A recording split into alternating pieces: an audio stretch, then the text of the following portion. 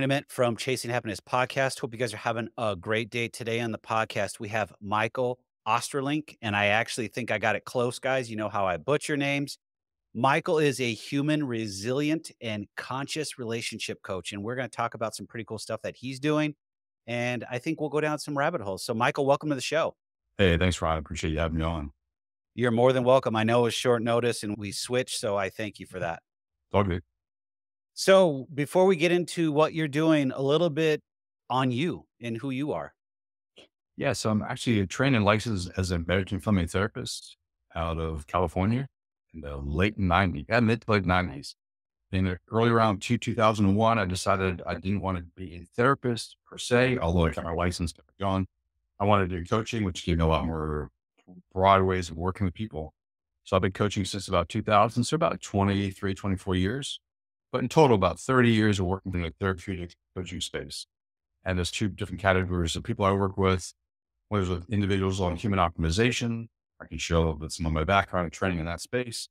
And then as a marriage and family therapist, I do a lot of work with couples and then got trained work with groups as well and families and a wide variety of other organizing other people's and together. Can I not to digress and derail things because I typically do, but I've got to ask. You say you're a marriage therapist? Yeah. Licensed in the state of California, I think around 96, 97, somewhere around So I have to ask the question, is there truly only 5 love languages, or do you believe in that? there. Actually, the love languages are great. Actually, I will have my couples do that test just for a few different reasons. One is to initiate conversations because actually those love languages are great. It's interesting to use them as a structure to initiate conversations. But the more important thing for me is the actual conversation because most people in a relationship don't know what their own needs are, wants, desires, how they want to be engaged by the other person. And then there's a lot of mind reading, which doesn't work. And then there's a lot of conflict as a result of those things. So just being able to share how you think you like to be treated by another human being and then hearing how your partner would like to be treated by you sets up a stage for a healthier relationship. So I do use it for those reasons.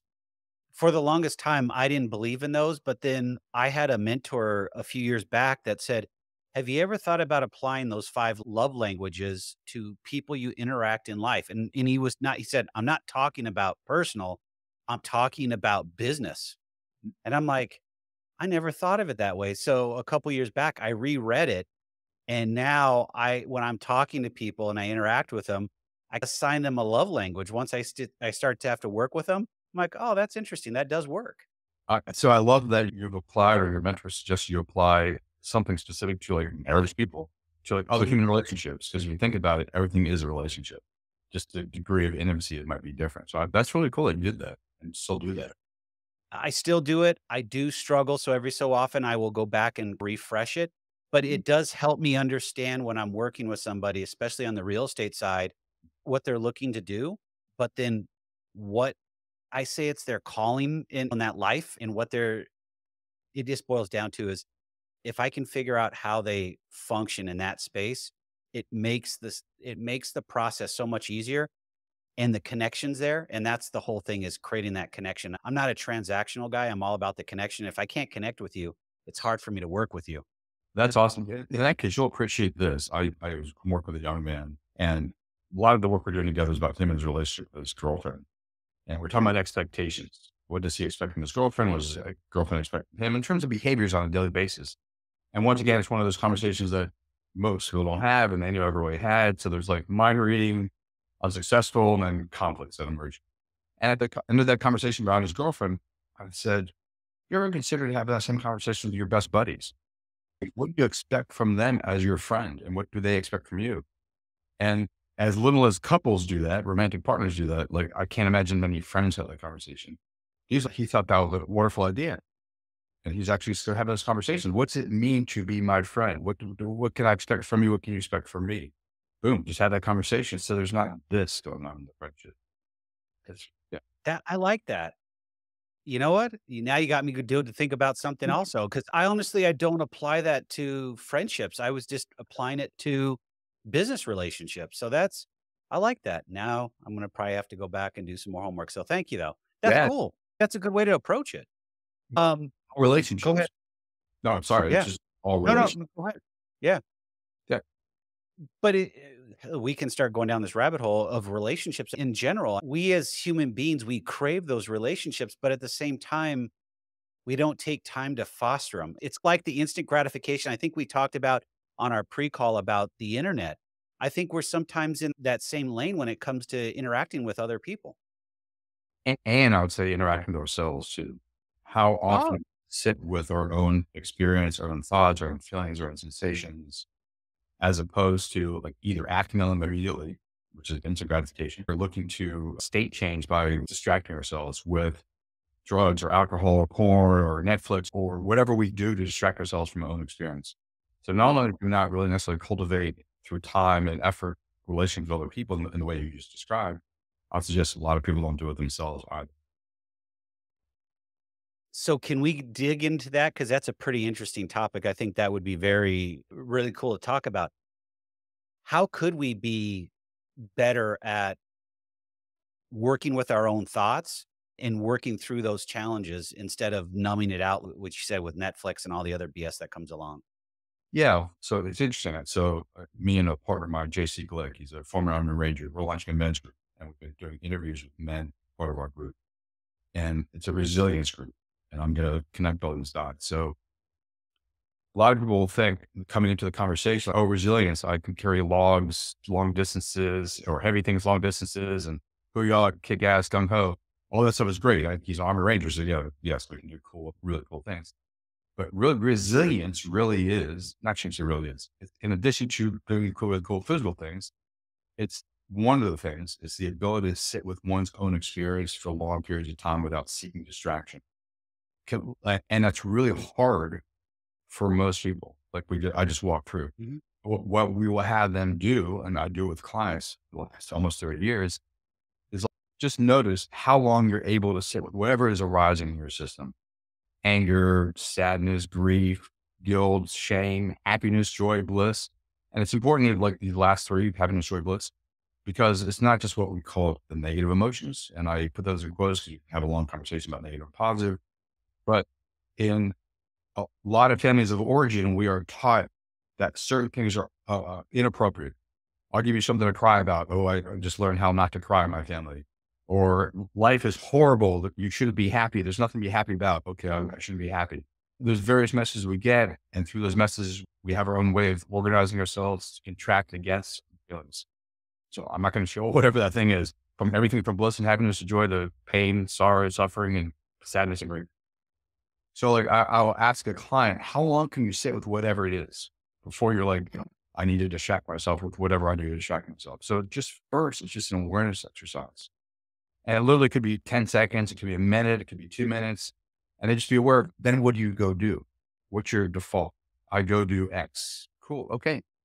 The more you become aware of the 2 minutes of sitting in the suffering before you go to X, then you can start creating a little bit of space between, oh, this is what I feel, I don't like it, and this is what I do to distract myself. And that space you extend over time. So I sit uncomfortably in a feeling for 30 seconds to a minute, hey puppy, or 30 seconds to a minute, and then I distract. I'm like, okay, no, I'm going to sit with it for 2 minutes. I'm going to sit with it for 3 minutes. And sitting with it is literally, okay, I want to see how I contract against that feeling. Because we look, I'm a somatically trained therapist. Transpersonal is my graduate degree, and postgraduate work was in somatic or biopsychology. So I'm always interested in like how we actually use our body to not feel and experience something. So like we might contract the muscles in the chest. When you contract the muscles in your chest, you're not breathing fully, you're doing chest breath instead of full abdominal breath, which is a really way of allowing yourself not to feel something because you're contracting against it. Perhaps you're angry about something, but the message is I can't be angry. So you can tighten the jaw. If there's something you want to say, but like you don't. And so you contract the jaw or whatever way we organize ourselves physically to contract against an experience. And then we have a script. Like literally we have words in our mind that say X, Y, and Z, which support the contraction of the physical body against the experience. So I just start having people be aware of how they do all that, even for a minute or two before they distract themselves. And I can go deeper, but let me just stop there to see if you have Well, other no, questions. I like this. I'm relating it to myself because I have those struggles too because I can't sit still, but every day I know I can. So every day, every morning I wake up, and I have quiet time. No cell phone, no nothing. I For us older people, I just turned 50 this year. I actually journal. I write things down. It sets my day up. But the biggest thing is I try to gather my thoughts, one, but two, the positive things that I'm thankful for in my life, my family, their well-being, the things that I have going on is just is life changing is a good way for me to say it every single day because it starts my mind outright and it seems to roll through the day. There's a question in here. I'm trying to explain it. Sorry, long-winded, and my mind is going because I got, oh my God, we can go so many places with this. Is how do we I can't meditate. I've tried. I've honestly tried, and I just can't meditate, so I have to find some other way like I'm doing now. But what about if we struggle with that time that we truly need it? How do we get over those struggles? What are things we can do? Yeah. Do you mind if I challenge you on a few things? Yeah, I'm all for it, man. I'll try. All Believe right. me, I say a joke that I say is I'll try something 1 or 10 times. Okay, cool, cool. All right. So I heard you say, I can't sit still. Okay. Which would indicate to me, if you just take your language really seriously, that you have no capacity to manage yourself. And let me Okay, suggest to you that you might want to, just as a thought experiment, I choose not to sit still. It's different than I can't. okay. Because if you really think about it, if you are successful with whatever I'm suggesting to you or whatever practices you do, then you will teach your system to sit still. So it's not that you're incapable of doing it. You're just choosing not to. You don't have the capacity or skills at this present moment to do it.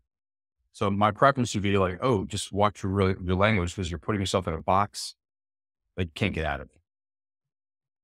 So is language a big part of this? Is language part of our challenge is that we're using the wrong language and it resonates and then just sticks? So in my work with clients, I look at language deeply, both what we say and how we say it, like the tone and volume, the particular words you use. And I'd be mindful of saying it's wrong. It's like, my suggestion for me is, for you, is like, I've chosen this particular language because it's served me till this moment. Like, for whatever reason, there's a secondary gain, maybe. Like, I don't know you well enough to start assessing you, but I'm just throwing out things to think about. There's a secondary gain for me to be able to say, I can't sit still. Okay. And if I was working with you, I'd explore that. And then I have you really watch your language. What language are you using that limits you and the full capacity of who you are, what's possible for you? Because, like I just said, if you say, I can't sit still, wow, you have no sovereignty. You're not free. Literally, your physical being is overpowering your capacity as a being. You hit that all on the head, and I agree with you. And there's something else that ties into that is time is our most valuable asset. People think money, and I'm like, dude, you can make a ton of money, you can lose it, and you can re-earn it. But guess what? You don't get time back. And time has been a very big struggle for me Mm. as an entrepreneur.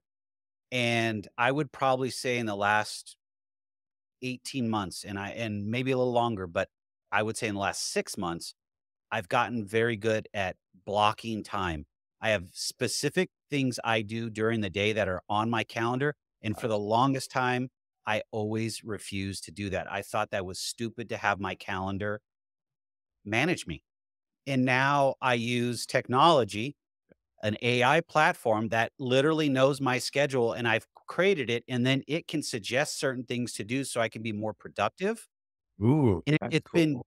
yeah, it's been changing for me. Is it life changing? No, because it still starts up here and it still has to be focused here.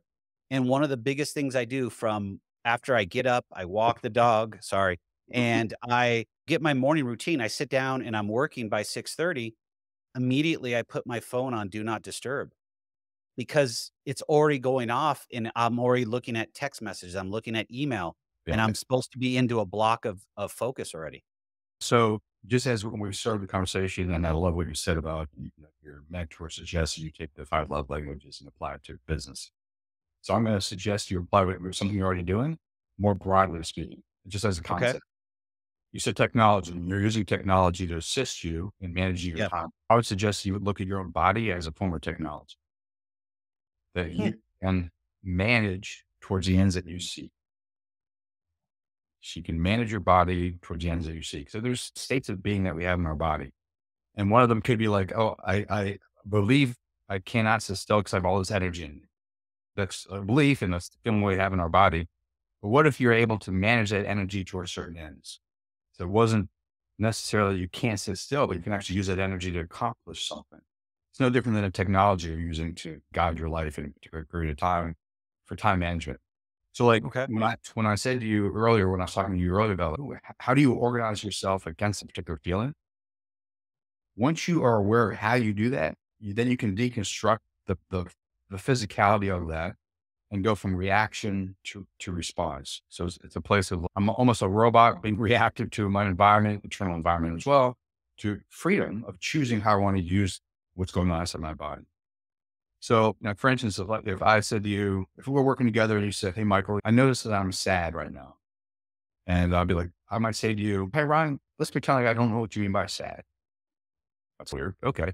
How do you know that you're sad? And you might describe to me various physiological things going on in your system. Or let's stick with anger. Anger is a good one. I'd be like, let's pretend like I don't know what you mean by anger. You might describe to me various physiological things going on. Oh, I notice my heart beats faster. Okay. So that's an indication for you that you're angry. I notice I'm holding my breath.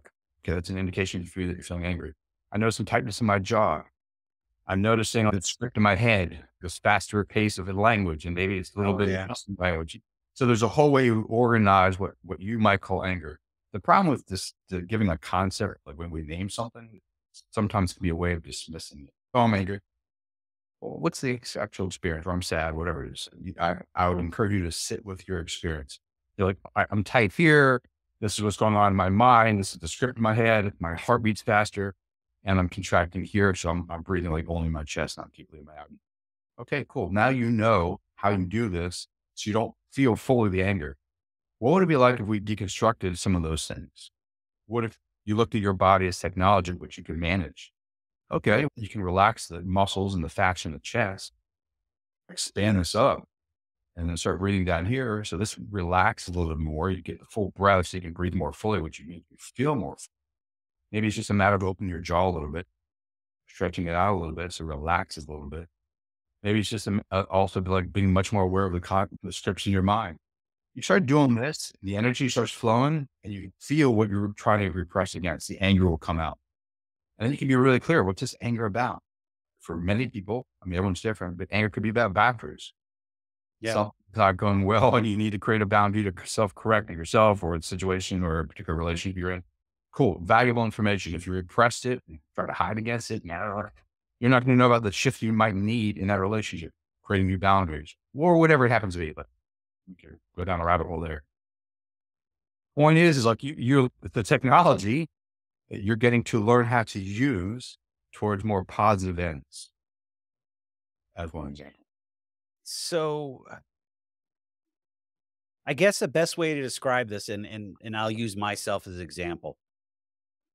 In all of this, it sounds like we really need to be consistent in doing that quiet time or however you want to, approach that.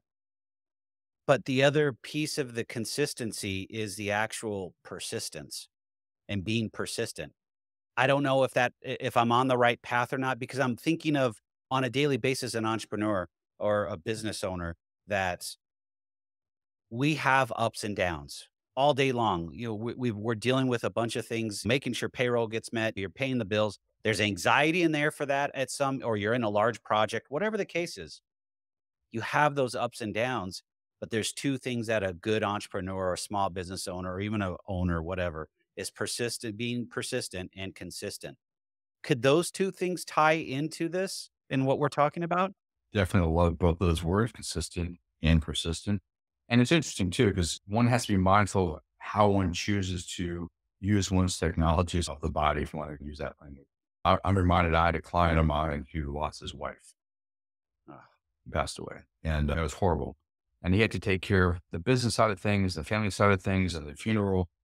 And he had no time to feel the deep grief of this huge loss because he had like things he literally had to take care of for the first week, like literally like, all this stuff. But he knew enough that he needed to eventually feel those feelings, like because if he didn't, it's going to come out sideways. Mhm. So yeah, okay, he's on the phone with the insurance company to take care of the business side of things. He doesn't have time to break down and start losing it. But he knows like within a couple of days when he's had some private time or maybe with the right family members or therapist or whomever, he can just feel like deep grief and let it out. Because if he doesn't feel what he needs to feel, literally, like I said, it's going to come out sideways. I'm actually in the middle of a training that looks at this present year that looks at intersection between trauma and chronic illness. And losing someone is traumatic, but let's just talk about like physical abuse or mental emotional abuse or various types of really intense trauma that can happen in an individual. If it's not dealt with, it gets locked in the body. And from my research and understanding of the last 30 years of looking into this kind of stuff, it can come out as a wide variety of disease processes and or it can come out as psychological issues like depression and anxiety, things along those lines. So if we don't deal with whatever's happening inside of us at an appropriate time, it's going to deal with us. So if you want to be consistent and persistent, yeah, there might be times to manage ourselves and not have to feel something because we have to get something accomplished. But if you don't deal with it eventually, it's going to deal with you. And yeah, you might be a really successful entrepreneur. It's great. But like 10, 15, 20 years later, when it starts really coming out sideways through psychological issues or physical problems or interpersonal, like, great, you're successful, but your wife hates you and your kids block you. That's not really help. You know what I'm saying? Yep. Or your husband. No, I'm with you on that. One of the biggest things is you have to get your problems out and you have to, I guess the best way is bare your soul, as I say. And for a pretty long time, I didn't think coaching was meant for me. But once I found the right coach, I was beyond belief. Sorry, my dog is my microphone. I love Sorry, that. guys. No. Let me ask you a question. How did you know it's the right coach for you? Like, what was the fit for you? The connection piece and being able to, I felt like I can speak freely, but also Nice. explain where my mindset was without feeling like I was gonna be put down. And when I say Okay. put So, down, that's the right words that came to my mind, so I'll use it. But I just didn't feel comfortable with other coaches. They felt like it was a drive-by. Literally checking the box, they're making money off me, call it a day. This coach wants to spend time with me and figure out exactly what's going on because I had struggles when I came out of corporate America to become an entrepreneur, failed twice, had to go back twice. And now this is my third run after 6 years, oh, sorry, 7 years of now doing this. I've gone through a lot of trials and tribulation. And a lot of that is for me to get through that is because I have a coach. and let me say, I'm not surprised the way you describe what's effective and efficient for you. Because at the beginning of this conversation, you're not transactional, you're relational. So it makes sense. You want someone who actually like cares for you. And I'll use the word loves and cares and Yeah. empathy for you and understand. Oh, yeah, man, that's wonderful that you found someone that fits you really well. Yeah. Because that seems the kind of person you are. And the cool thing about it is then working with this coach, he's on a mission to help and impact 5 million people through his coaching. So he has a group, or I don't know if you want to call it a tribe. And there's about 2 or 300 of us that show up on a weekly basis and we all just it's a Zoom call and then once a year we meet up in Florida. It's cool. Oh, sweet. Everybody gets to open up, talk about their business, talk about what's going on. And sometimes people just have to lay it out and say, this is my challenge. And there's always somebody there to help out. And it's just the belonging is probably a big key that just keeps me going back. But he personally being able to connect with him and be able to help me through some of these, I just call them shitty times, is good. It really So is. the kind of two or three things I hear from you is okay, belonging is really important. You got your tribe, you got your team, your group. That's awesome. And then you said persistent and consistent. And the practices you lay out at the very beginning of this conversation, like, hey, this is what I do every morning. This opens my heart, the gratitude stuff. Like this gets me in the right mindset. Perfect. I call those AM and PM rituals. Like what do you do in the morning to get your head, heart, and body ready for the day? At the end of the day, PM rituals, what do you do to turn the system down so you can get ready for a good night's sleep, but also reflect on the day. What did you learn? What are the takeaways? What are you going to take into the next day? So it's awesome that you're consistent, and persistent on what you do. And I think that translates to life in general. And the space like we're in, the affordable housing space, unfortunately, a lot of these people have been beat down by the system. and they don't realize that they truly have the tools and skills to overcome being a renter for I've literally seen where we've helped 3 generations of renters living in a house to become homeowners, but it took so much out of me that I went down the rabbit hole with them because it was just again, that was in the early days of what we're doing, and now that's why we have a nonprofit and we're getting that going, blah, blah, blah, but Oh, yeah, it's I see it on a daily basis, and I guess we're getting close to wrap this up, but I wanna go back is social media is great, but it's also a double-edged sword, and it does a lot of negativity. How can we as human beings, and I know this is a loaded question, effectively use social media, but then also be able to tune it out to where it doesn't control our thought process on a daily basis? I'll share. I just had this conversation with a client this last week, and I like to challenge my clients, like I do with you. Do you mind if I challenge you on something? And he's having trouble with social media. He said he's on it all the time. He's not getting his work done. I just challenged him. I said, "What if just for 7 days you chose a certain amount of time every morning or evening? You choose when you want to do it. That you're on. You do whatever you do on social media. You want to post. You want to reach some particular people you follow. Cool. But as part of that process, you actually have to delete the app. You can't keep it on your phone or the apps because there's Mhm. probably multiple different platforms. And that does that pause, which I talked to you at the very beginning. It's okay. I feel something and then I distract myself. If I can create a pause between I feel something and I distract myself and extend that pause, there's freedom there. I don't automatically go to do whatever that thing I distract myself with. Same with him. Like he now has to reload the app, gives him a moment to think about, do I really want to do this? Then he has to delete the app. And I've been hearing from him. So I was like, hey, check with me every day this week. Let me know how it's going. And for the first couple of days, she's like, this is going great. This is going great. I'm following the prescription. I'm deleting it. I'm adding and deleting it. Then he's like, I stopped putting it back on. And I only will go on with a particular, like my laptop, which I don't carry it around with me all the time. So it's even more restricted in terms of time and space that you be online and doing whatever he does on social media. And that's not for everyone. Yeah. There's just one way to challenge him to see what might work for But him. And in this case, I think we can all do that. I mm, use social for a business aspect in every which way. So typically on a Saturday, I will spend 2 or 3 hours and I schedule out all my social media posts or my VA will do that. That's the amount of time that I really spend on it. I don't wanna sit there and scroll through it. I do respond to people's when they message me or they comment on our posts or whatever, but outside of that, it really isn't. Unfortunately, I do watch the University of YouTube. I learn a lot off of YouTube. So okay. I can say that I do have that challenge, but outside of that, I don't wanna sit and scroll. I've become a reader. In high school and college, I Oh, wasn't great. much of a reader, and now I read and I spend 2 hours a night just reading. Good for you. I'm curious on what you read, but let me throw one thing. A framework that might be possibly useful is what am I free from and what am I addicted to? And I use the word addicted in a very broad way, not necessarily drugs or like that, but anything that controls my attention that I believe I don't have capacity to manage, I'm addicted to. I'm a slave to whatever it is. And I like to do it with all my clients with everything in their life. What are you not free from? Because one of the ways I work with clients, like, how can I free you live the life that you really want to live independent of the social constructs and the cultural forms and family of origin programming and intergenerational stuff. Because that way you're like, then you're like living your life, not someone else's life that you think you should be living. So what are you not free from? And then work with someone, find tools, techniques, systems that help free you from that. It doesn't mean you have to be 100% free from doing it. You can still use it, but you're using it from choice. You're free to choose to use it. You're not like a slave to it. And I put that in quotes too, because we're always at choice.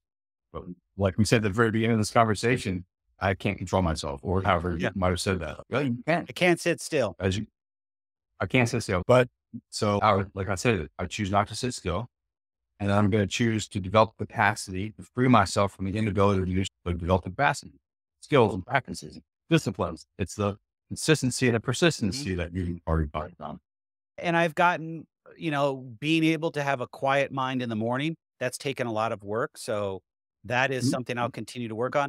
At night, I still need to do better at unwinding, but I'm reading. So when I'm reading, it's either some type of motivational book, self-help, business, and then I like action adventure books too to really just tune my Oh, mind out. So if I've had a real bad day, I'll just get into an action adventure book and just dive into that and let my mind just go away. who do you like in that genre, the action adventure? Oh my gosh. The character's name is Mitch Rapp, and, Oh, uh, The American Assassin. yes. So that okay. there's a whole series. I've read the series twice already. There's Oh, wow. Okay. 19 books. Wow. Sweet. Okay. I've seen the movie. I remember. Yeah, Uh, so there's a series in that. So yeah, nice. it's finding ways to turn off your mind and just disconnect is probably been the most challenging thing I've done in this journey, but it's also the most rewarding because it allows me to recharge my batteries because I have to be able to sleep at night. Sleep's important. Yes. You go down that whole rabbit hole because when I work with clients, there's 5 or 6 physiological functions that I track really close with clients, and sleep is one of them. Because I find if you're not sleeping well, you're not eating well, you're not moving, you're not physically training, you're not dealing with your stress, you're not spending time in nature. God, you're physiologically dysregulated. It's hard to make the changes that we've been talking about. You feel like crap. It's hard to move in a new direction. It's tough. As we wrap this up, it's been a great conversation. We probably could go for another hour. Are you bringing on clients? Are you working with new people? What's going on there? Yeah. So 4 categories of people I work with. I work with individuals. I have a whole program called Emergent Human that we work on the physiological, psychological, social, environmental aspects of human life. We go from surviving to thriving. I'm co-launching a men's group, which I mentioned earlier. It's on resilience optimized, which is the name of it, with my friend JC Glick, a former Army Ranger. That's launching here at work. So in about 3 weeks. I'm trying to remember 2 months for in about 3 weeks. So I work with couples, so the couple will want to work with me. And then I also have a program where I'll fly out to you for 1 to 3 day intensives. Like you as an individual will do it, you as a married couple will do it, or you and your small team, I'll do that as well. It's 1 to 3 days. And just for background's sake, besides being a marriage and family therapist and trained somatically, I'm also a master coach and head instructor of SEAL Fits on Equal Mind Academy. So I bring in a lot of that kind of work. So it's like mind, body, spirit, interpersonal work into these intensives that I work with people on. And if someone wants to reach out to you and connect, what would be the best place to do so? Yeah, my website, Michael, Michael, the letter D for Dave, D, Ostrolenk, OSTROLENK.com. I will also put that in the show notes so they'll get that there. Sir, thank you very much for coming on. It's enlightening of what you're doing, but also eye-opening because there's some things that I know I can still work on every single day to get to that place of quiet in the morning and quiet at night, so where I can really recharge the batteries, but also focus myself. Thank you, Ryan, for having me on. I appreciate the conversation. You're more than welcome.